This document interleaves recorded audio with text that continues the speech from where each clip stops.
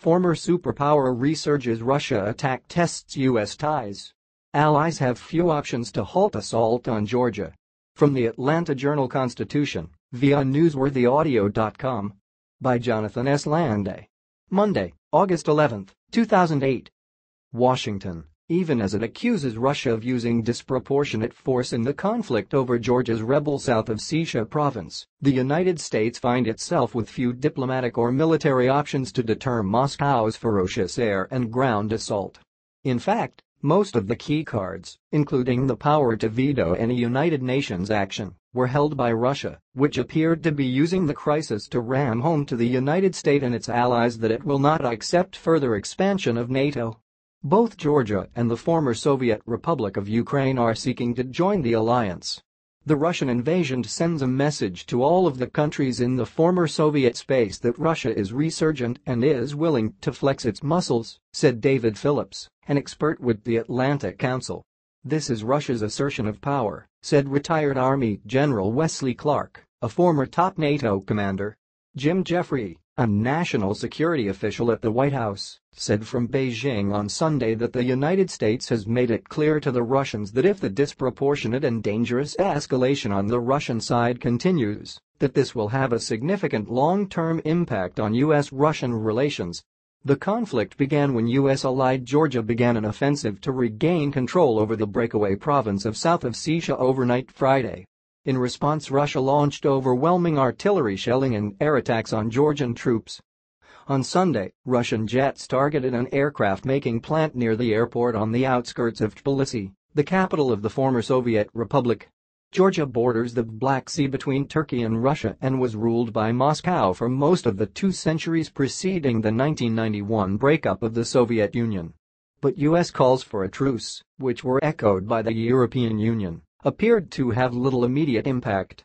State-run media quoted Prime Minister Vladimir Putin as defending Russia's intervention as totally legitimate and accusing Georgia of committing genocide. He said Georgia wanted to join NATO in order to drag other nations and peoples into its bloody adventures. Putin's comments reflect Russia's long-standing anger over NATO expansion, U.S. support for the admission of Georgia and Ukraine to the alliance, and the Bush administration's plan to build missile defense facilities in the Czech Republic and Poland. Russia is also still fuming over NATO's intervention against Serbia during its 1999 crackdown on ethnic Albanian separatists in Kosovo, and U.S. and European recognition earlier this year of Kosovo's independence over the Kremlin's objections. Envoys on Sunday frantically sought a ceasefire. But beyond diplomacy and high-level statements, there appeared little the United States and its allies could do such as extending NATO combat air patrols to Georgia as they were in 2002 to deter Russian interference in Lithuania. There are already Russian aircraft over Georgia, so the chances of direct engagement between Russian and NATO aircraft is very high, said Clark. If you are in Moscow and you are looking at the tools that the US, NATO and the European Union have, what are they? Asked a former senior State Department official who requested anonymity to speak more freely. Nobody is going to send troops, so you are going to get away with it. Some experts worried that Russia would not halt its offensive until it drove Georgian troops out of South Ossetia and another Moscow-backed separatist enclave, Abkhazia, and forced the pro-US government of President Mikhail Saakashvili out in favor of a pro-Moscow leadership. But Bush must walk a careful line with the Kremlin, whose cooperation the United States requires on a range of pressing issues.